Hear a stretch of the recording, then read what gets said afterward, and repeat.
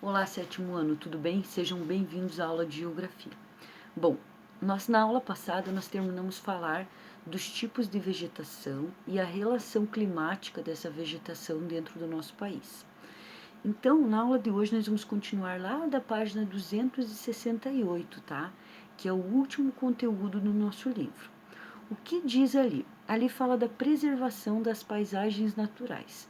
Qual que é a importância de preservar essas paisagens naturais que nós temos no nosso país? Preservar a vegetação, preservar os solos, preservar as águas, né? E também a nossa atmosfera. Então, por que isso é importante? Primeiro porque existem espécies que elas são muito utilizadas até mesmo, né, para medicina, para o uso, né, para cura de algumas doenças. Então, quando você extingue uma espécie, você corre o risco, né, de estar tirando do restante da população uma possibilidade de avanço, uma possibilidade de cura. Né? Outra situação, uma espécie sempre vai depender de outra. Então, lembra que a gente estudou lá no quarto ano as cadeias alimentares em ciências?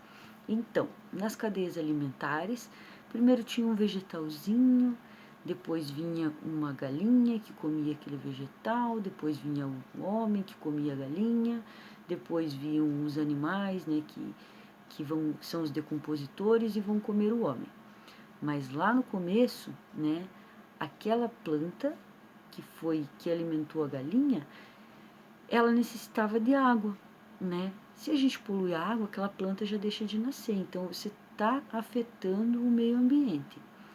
Se você elimina uma espécie de planta, consequentemente você vai eliminar uma espécie animal que se alimenta daquela planta, que pode ser um inseto, que pode ser um anfíbio, né? Então vai, nem vou entrar nas classes aí dos animais, que isso daí é com a professora Maria.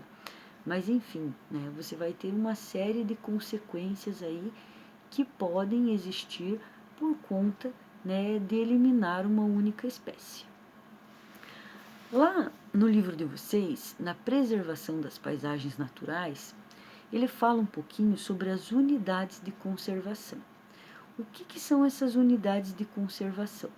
Então, são áreas que são protegidas através de uma legislação e que visam manter aquela região, né, sempre preservada, a não destruição daquele ambiente natural.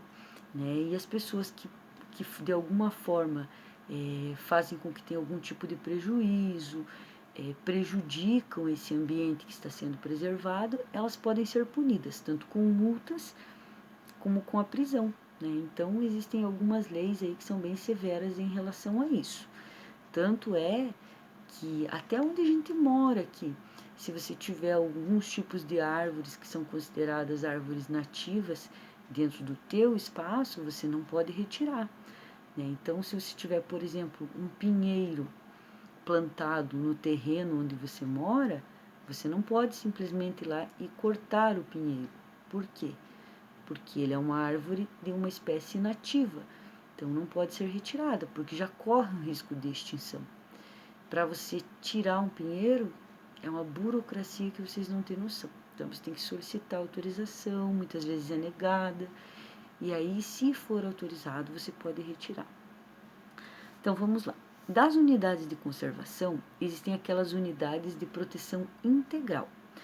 Quando a unidade de proteção é integral, não existe contato com visitantes, por exemplo, porque não pode fazer nada. É um ambiente que é protegido. As pessoas podem até passar por lá, mas ele não é aberto para uma visitação turística. Não é um parque, é uma unidade de conservação. Ninguém pode ficar entrando e saindo lá. É para manter aquilo ali fechado, para que ele continue existindo. O outro tipo de unidade é de uso sustentável. Nesse caso, há uma interação com as pessoas. Então, ele funciona até mesmo muitas vezes como parques. E essas pessoas, elas entram, saem, conhecem, né, olham as espécies e saem de lá, mas não deixa de ser uma unidade de conservação. Não sei se alguém de vocês já teve a oportunidade de conhecer, por exemplo, o Parque Estadual de Vila Velha.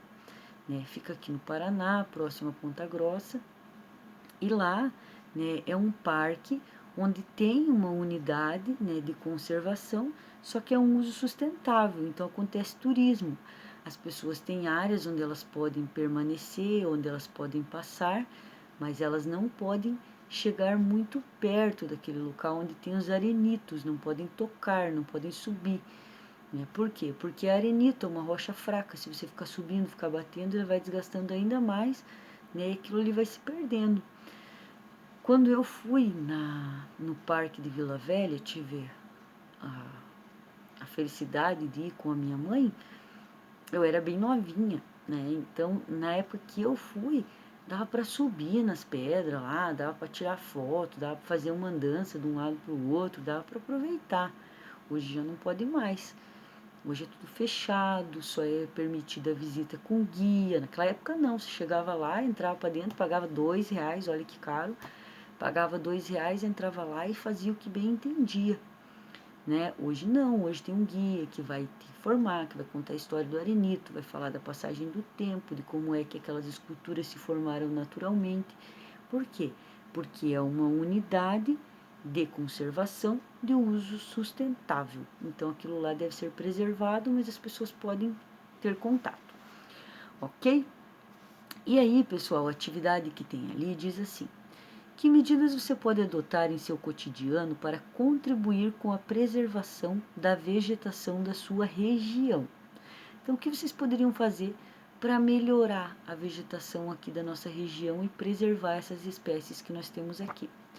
Então, coisas que vocês poderiam fazer. Primeira coisa é ter consciência ambiental. Então, pensar naquilo que vocês estão fazendo. Tem coisas que vocês fazem dentro de casa e que vão influenciar no meio ambiente. Quais, professora?